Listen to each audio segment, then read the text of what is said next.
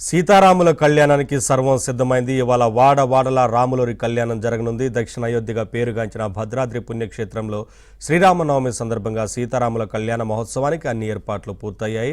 మిథిలా స్టేడియంలోని శిల్పకళ శోభితమైన కళ్యాణ మండపంలో మరికాసేపట్లో తిరు కళ్యాణ మహోత్సవం ప్రారంభమవుతుంది. మధ్యాహ్నం అభిజిత్ లగ్నంలో కళ్యాణం జరుగుతుంది. ఉత్సవాలకు జిల్లా అధికార యంత్రాంగం అన్ని ఏర్పాట్లు పూర్తి చేసింది. ఇక ఒంటిమిట్ట కోదండరామస్వామి ఆలయంలో కూడా పెద్ద ఎత్తున ఏర్పాట్లు పూర్తి చేశారు. ప్రభుత్వం పెద్ద ఎత్తున భక్తులకు ఎటువంటి ఇబ్బందులు కలగకుండా అక్కడ ఏర్పాట్లు చేసినట్లుగా తెలుస్తోంది. అక్కడ ఏర్పాట్లకు సంబంధించి మరింత సమాచారం మా ప్రతినిధి శ్రీనివాస్ అప్డేట్స్ అందిస్తారు లైవ్ ద్వారా. శ్రీనివాస్. నవీన్, ఏపీ భద్రాద్రి ఒంటిమిట్ట కోదండరామస్వామి ఆలయంలో ఈరోజు వైభవంగా ఉత్సవాలు జరుగుతున్నాయి, బ్రహ్మోత్సవాలు. ఈ బ్రహ్మోత్సవాల్లో భాగంగా ఈరోజు ప్రత్యేకంగా ఏంటంటే ధ్వజారోహణ. ఈరోజు మొదటి రోజు ధ్వజారోహణ తర్వాత కళ్యాణం అనేది ఇక్కడ ప్రత్యేకత ఏంటంటే ఈరోజు కళ్యాణం ఇక్కడ జరగద్దు. జగత్తులో మొత్తం ఈరోజు అంతా కళ్యాణం జరిగితే ఒంటిమిట్టలో మాత్రము ప్రత్యేకంగా ఈ రోజు నుంచి 5 రోజులకి తర్వాత పౌర్ణమి రోజు రాత్రి వేళలో కళ్యాణం జరుగుతుంది. ఇక్కడ అదే ప్రత్యేకత. మొత్తం ఇప్పుడైతే బ్రహ్మోత్సవాలు ఓవరాల్గా తీసుకుంటే కన్నా ఒంటిమిట్టలో టీటీడీ ఆధ్వర్యంలో భారీగా జరుగుతున్నాయి, అత్యంత వైభవంగా జరుగుతున్నాయి. ఈరోజు ధ్వజారోహణ కార్యక్రమం, శ్రీరామనవమిలో భాగంగా ధ్వజారోహణ కార్యక్రమానికి భారీ ఎత్తున భక్తులు తరలి వస్తున్నారు. ఇప్పటికే తెల్లవారుజాము నుండి భక్తులు వస్తున్నారు.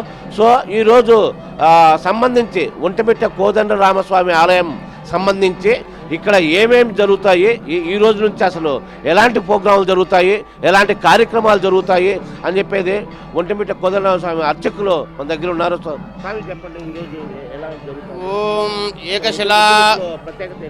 ఏకశిలాపురాధామా స్తోమదయాంభోధి సోమసుందర నామా నీ కారుణ్య కటాక్షం దాగల్పగలదే ఒంటిమిట్ట దశరథరామా. శ్రీ కోదండరామస్వామి దేవస్థానం, ఒంటిమిట్ట, కడప జిల్లా.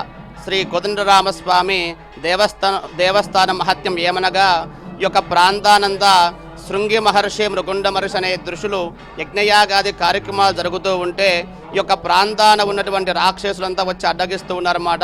పూజా కైంకర్యాలు జరగకుండా అలా అడ్డగిస్తుంటే ఆ యొక్క బాధ భరించలేక ఋషులు అయోధ్యకి వెళ్ళి రాముల వారిని ప్రార్థిస్తే రాముల వారు, లక్ష్మణస్వామి, సీతాదేవి వచ్చి ఈ యొక్క ప్రాంతాన ఉన్నటువంటి రాక్షస సంహారమంతా చేసి ఇక్కడే నివసించి వెళ్తారండి.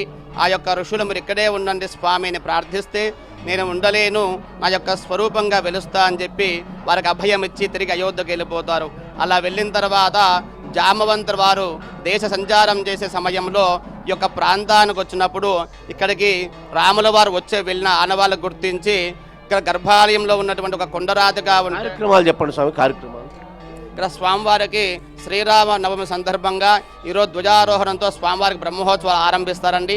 ఈరోజు నుంచి స్వామివారికి ఒక్కొక్క ఉత్సవంతో శేషవాహనం, హంసవాహనం, సింహవాహనం, హనుమంత వాహనం, గరుడ సేవతో స్వామివారికి బ్రహ్మోత్సవాలు ఆరంభించి విశేషంగా స్వామివారికి యావత్ ప్రపంచంలో జరిగేటువంటి బ్రహ్మోత్సవంలో కూడా ఎక్కడైనా శ్రీరామనవమి రోజు స్వామివారి కళ్యాణం చేస్తారు. ఇక్కడ విశేషం ఏమనగా స్వామివారి యొక్క కళ్యాణోత్సవం పౌర్ణమి రోజు జరుగుతూ ఉంటుందన్నమాట. ఇక్కడ మహావిష్ణువుకి లక్ష్మీదేవికి వివాహమైన సమయంలో ఒక ముక్కోటి దేవతనంతా వీక్షిస్తుంటే ఒక చంద్రుడు వారు చూడలేకపోతారు. అలా చూడలేకపోతే మహావిష్ణువుని ప్రార్థిస్తే నేను నిండు పౌర్ణమి వేళలో నువ్వు సంతోషంగా ఉన్న సమయంలో ఒంటిమిట్ట క్షేత్రంలో నిండు పౌర్ణమి వేళలో కళ్యాణం చేసుకుంటానని వరం ఇస్తారండి. ఆ వరం వేరకి ఇక్కడ స్వామివారి యొక్క కళ్యాణోత్సవం పౌర్ణమి వేళ జరుగుతుంటుంది. అదే కాక స్వామివారికి చంద్రుల వారికి రామచంద్ర అని చెప్పి రెండో వరంగా నా యొక్క పేర్లు నిన్ను కలుపుకుంటా అని చెప్పి రామచంద్రుడు అనేటువంటి పేరుగా కీర్తించబడినది అన్నమాట. అది విశేషం. ఇక్కడ స్వామివారికి తర్వాత కళ్యాణోత్సవం జరిగిన తర్వాత రథోత్సవం, అశ్వాహనం, చక్రస్నానం, పుష్పయాగంతో ఈ యొక్క బ్రహ్మోత్సవాలు పరిపూర్ణమవుతాయి. జై శ్రీరామ్. నవీన్, చూసాము ఇక్కడ ఒంటిమిట్ట ప్రత్యేక చరిత్ర ఏంటో మనం స్వామి ద్వారా తెలుస్తుంది. ఎందుకంటే ఇక్కడ ఈరోజు జగత్తులో జరిగే కళ్యాణం మొత్తం జరుగుతుంది, ఒంటిమిట్టలో మాత్రం ఈరోజు కళ్యాణం జరగదు. సో ఇక్కడ అన్ని కూడా ప్రత్యేకతనే కనిపిస్తాయి.